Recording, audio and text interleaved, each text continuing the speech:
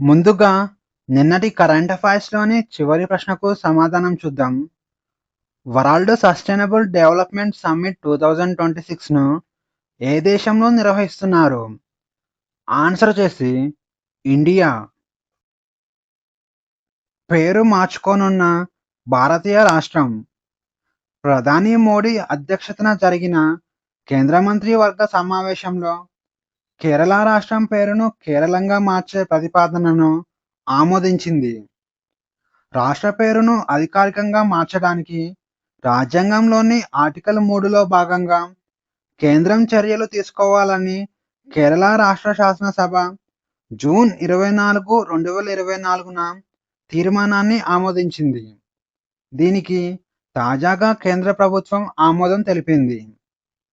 రాబోయే పార్లమెంట్ సమావేశాలలో ఈ బిల్లును ప్రవేశపెట్టి రాజ్యాంగంలోని మొదటి షెడ్యూల్ను సవరణ చేయనున్నారు.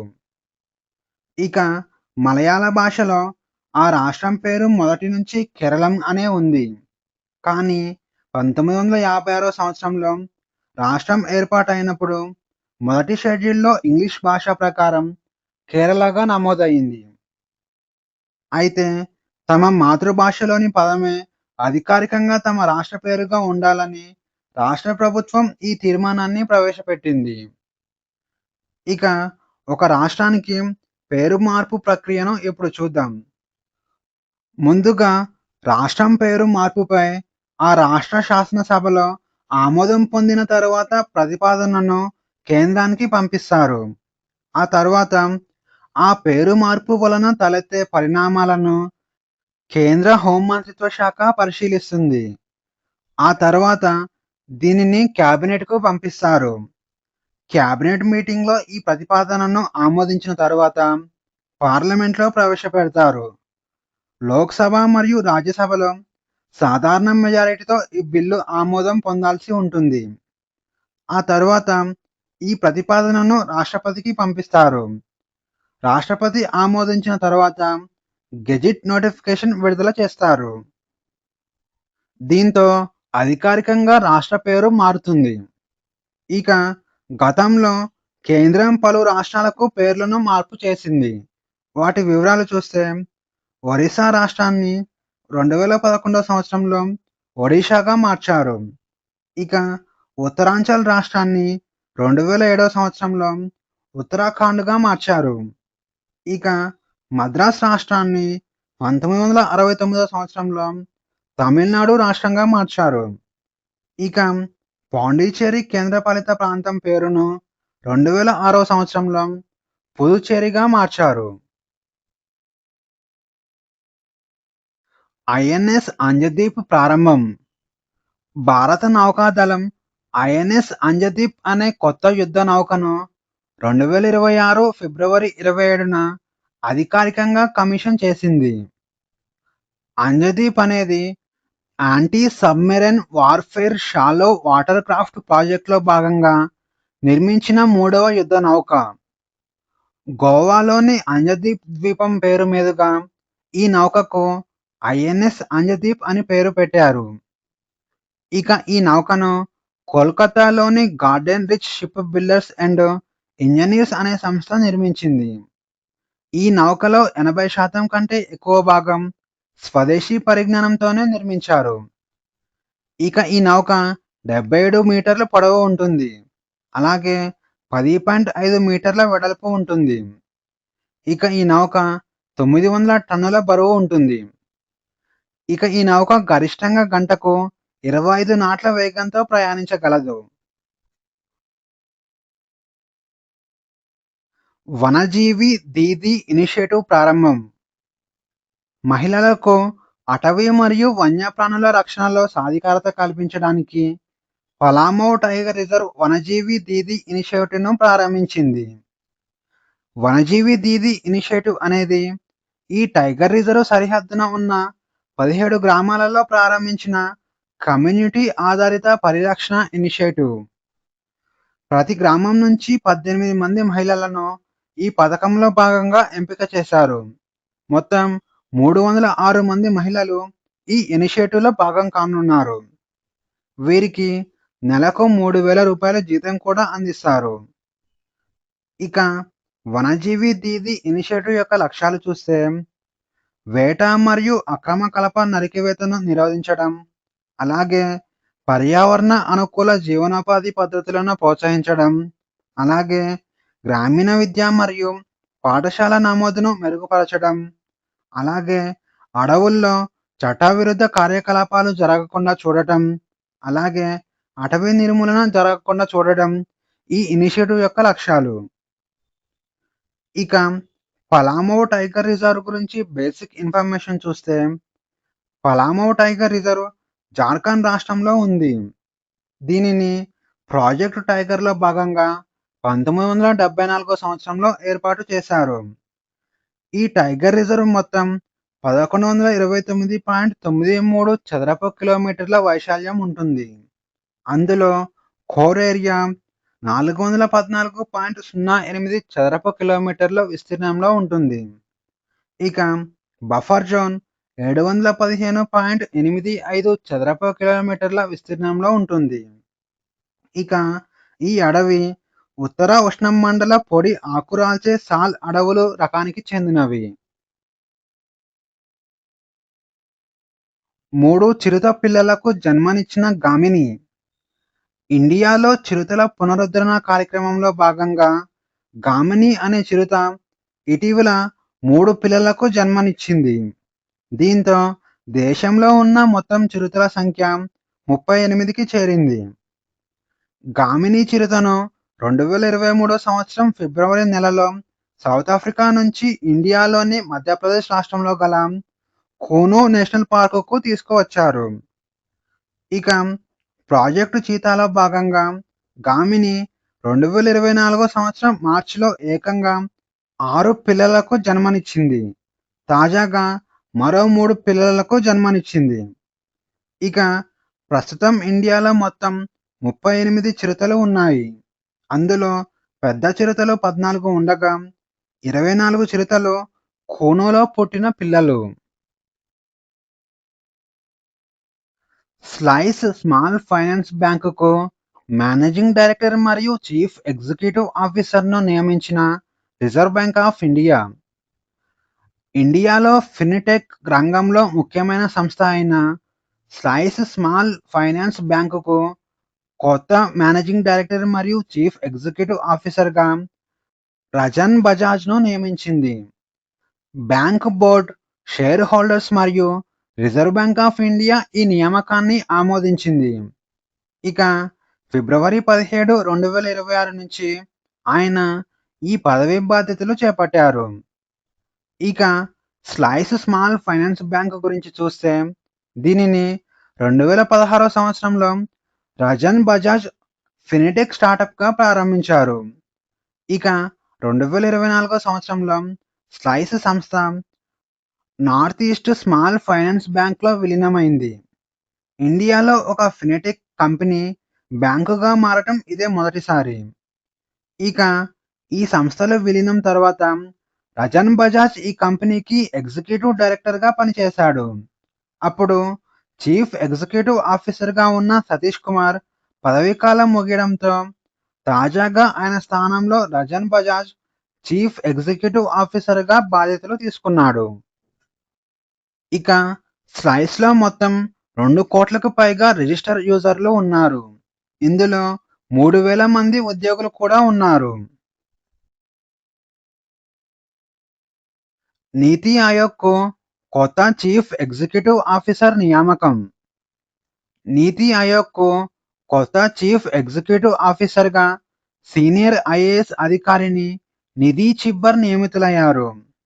ఇక గత చీఫ్ ఎగ్జిక్యూటివ్ ఆఫీసర్‌గా పనిచేసిన బివిఆర్ సుబ్రహ్మణ్యం 3 సంవత్సరాల పదవీకాలం ఫిబ్రవరి 24, 2026న ముగియడంతో నిధి చిబ్బర్ నీతి ఆయోగ్ కొత్త చీఫ్ ఎగ్జిక్యూటివ్ ఆఫీసర్‌గా అదనపు బాధ్యతలు స్వీకరించింది.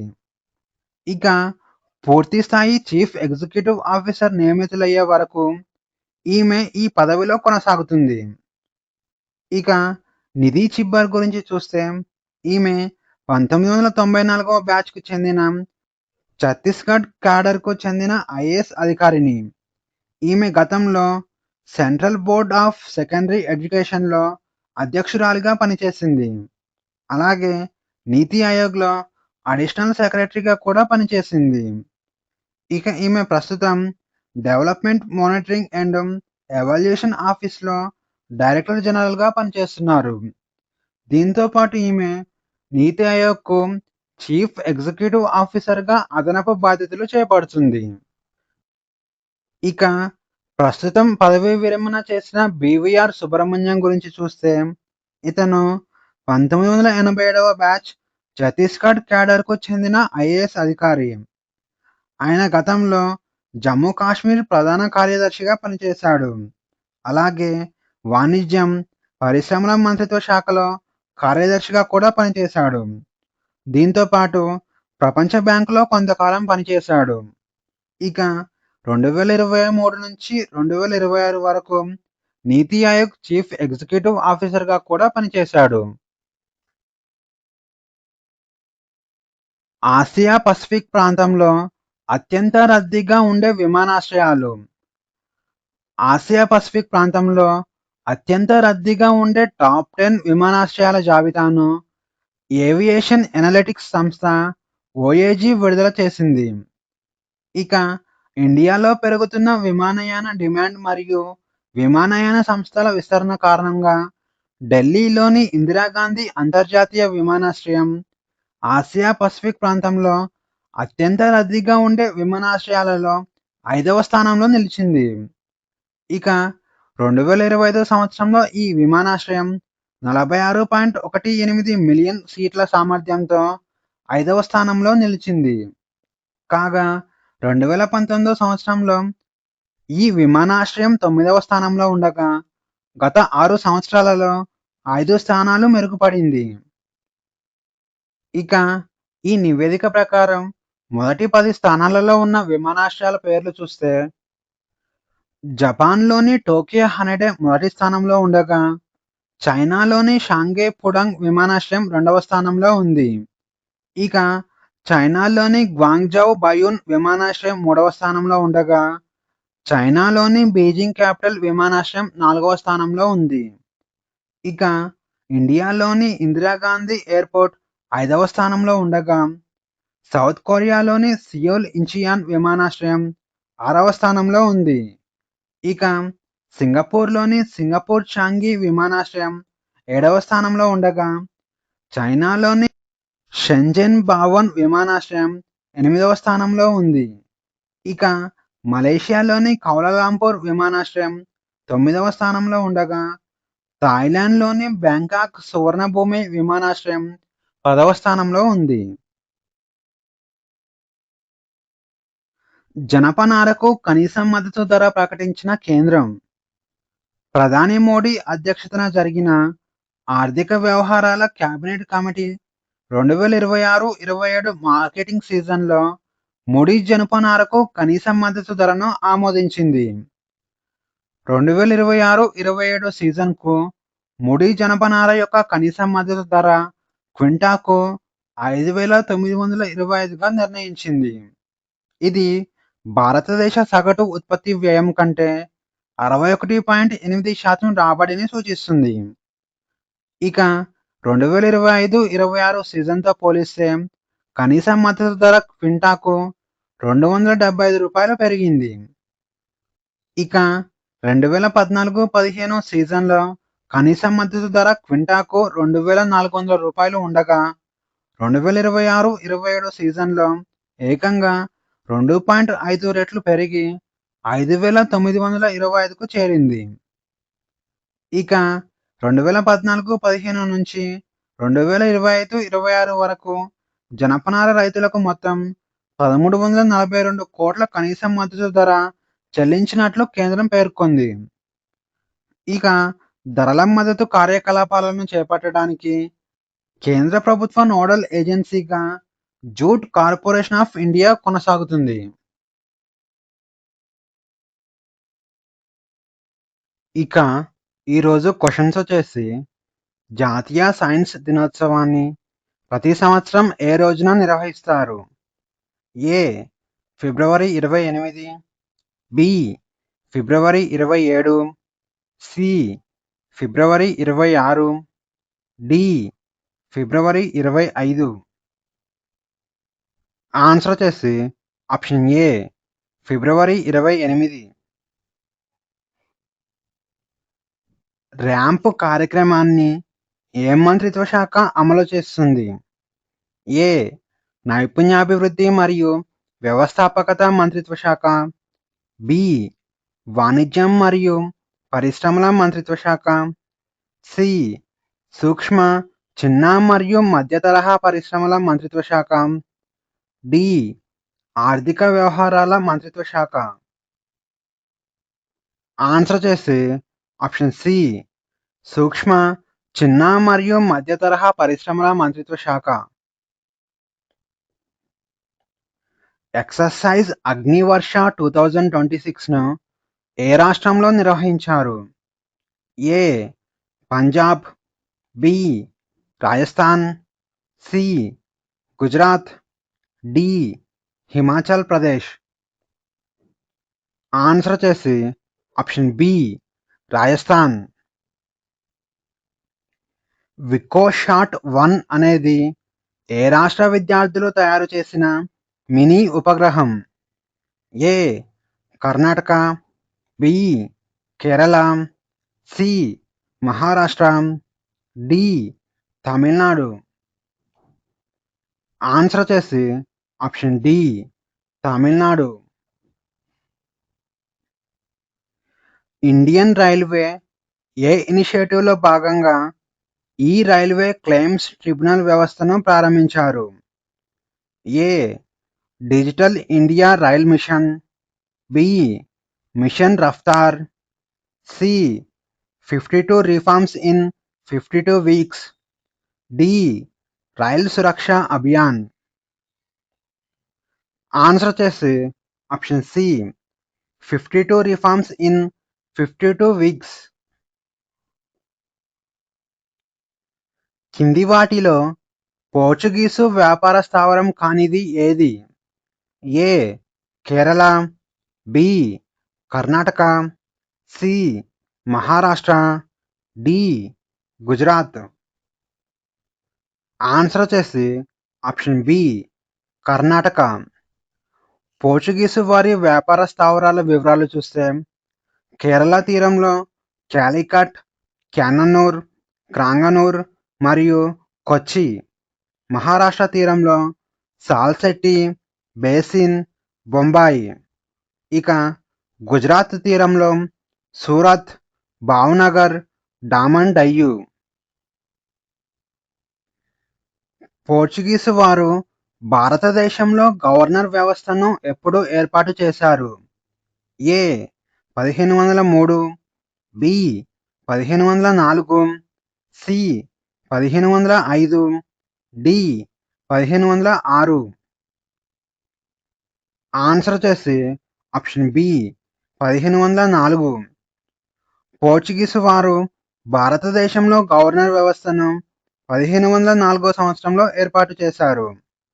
ఇక తొలి పోర్చుగీస్ గవర్నర్గా ఫ్రాన్సిస్కో డి అల్మిడా నియమితులయ్యారు. ఇతను 1504 సంవత్సరం నుంచి 1509 సంవత్సరం వరకు గవర్నర్గా పనిచేశాడు. ఇతను బ్లూ వాటర్ పాలసీని కూడా ప్రారంభించాడు. ఇక రెండవ గవర్నర్గా అల్బుకర్క్ నియమితులయ్యారు. ఇతను 1509 సంవత్సరం నుంచి 1515 వరకు గవర్నర్గా పనిచేశాడు. ఇతను బీజాపూర్ సుల్తాన్ నుంచి గోవాను జయించాడు. ఇక మూడవ గవర్నర్గా నినో డి కున్హా నియమితులయ్యారు. ఇతను పోర్చుగీసు ప్రధాన స్థావరాన్ని కొచ్చి నుంచి గోవాకు మార్చాడు. భారతదేశానికి వచ్చి వ్యాపార స్థావరాలను ఏర్పరచుకున్న వారి సరైన క్రమాన్ని తెలపండి. ఏ పోర్చుగీసు, ఆంగ్లేయులు, డచ్, ఫ్రెంచ్, డేన్స్. బి ఆంగ్లేయులు, Portuguese, Dutch, Danes, French. C Portuguese, ఆంగ్లేయులు, డచ్, డేన్స్ మరియు ఫ్రెంచ్. డి పోర్చుగీసు, డచ్, ఆంగ్లేయులు, డేన్స్ మరియు ఫ్రెంచ్. ఆన్సర్ వచ్చేసి ఆప్షన్ సి పోర్చుగీసు, ఆంగ్లేయులు, డచ్, డేన్స్ మరియు ఫ్రెంచ్.